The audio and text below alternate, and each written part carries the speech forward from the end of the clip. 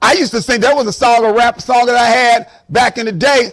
I ain't gonna say the name because I don't want to kind of get into it, but I still remember it. But I think they did the song because Boys in the Hood used to be like my favorite. That was like my favorite movie, right? So one of the soundtracks on there was South Central. That was a song, so it was called How to Survive in South Central, right? And so as I'm listening to the song, right, and then I get to this one part, it was this next part. I'm only gonna say the part, and if everybody who knows it will know that I ain't going all the way because y'all know. But it was the one line that said, rule number 3, don't trust nobody. And then it went on and said something else. I can't say what they said, right? But my point was, when they said it, that got in me because I still remember, right?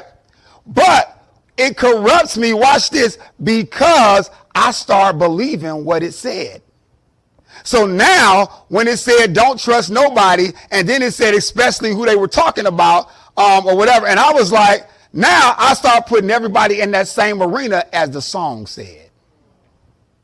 Now I'm saying I'm putting some bad stipulation that is not even on you, but because the song said it, I just put you in that same category. Evil communication. And we don't realize it, how everybody around here, even today, you bopping your head to all the stuff that you listening to. Oh, ain't nothing wrong with it, Pastor Joe. And it's not. Okay. And you, all it's doing is communication that you're allowing to get in you, that you're listening to, that you hear. I mean, I'm at the grocery store and they got music playing. I mean, you keep buying, I'm trying to buy a box of eggs and I'm at the grocery store and you hearing this, go, really?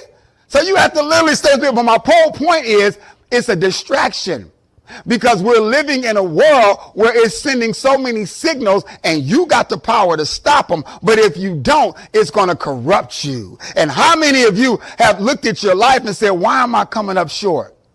You need to go back into your life and see what's been a distraction. The enemy is taking pieces of your life every day because you don't think it's a problem. But God says we're going to discover and we're going to bring it to light, the distractions that have been coming our way that's been causing us problems. Because the scripture says evil communication corrupts good manners. And then the Amplified says, do not be deceived, bad company. The people that you got around you, he says bad company corrupts good morals. You will never act like that until you got around your friends. It's like when I'm with you one-on-one, we cool and everything, you talking right and you doing all the good stuff. But then when you get around that certain group of people, we don't know who you are. I thought you was a preacher. Now all of a sudden you get around them and you a gangster now? Like where that come from? Like what's that about? Like but it's not you. You got around that group of people. So instead of raising the standard, no, you stayed with it.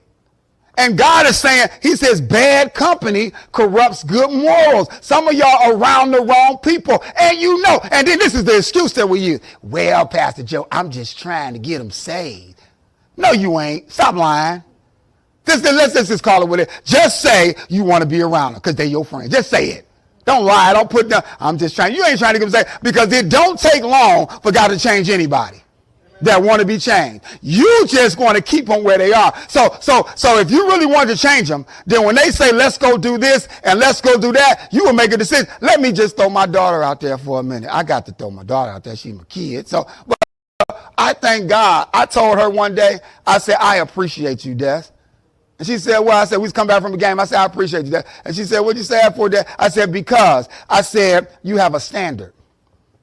And I said, you, no matter what people say, or no matter what they throw at you, or what they may think that you're missing out on, or whatever, you never let that interfere.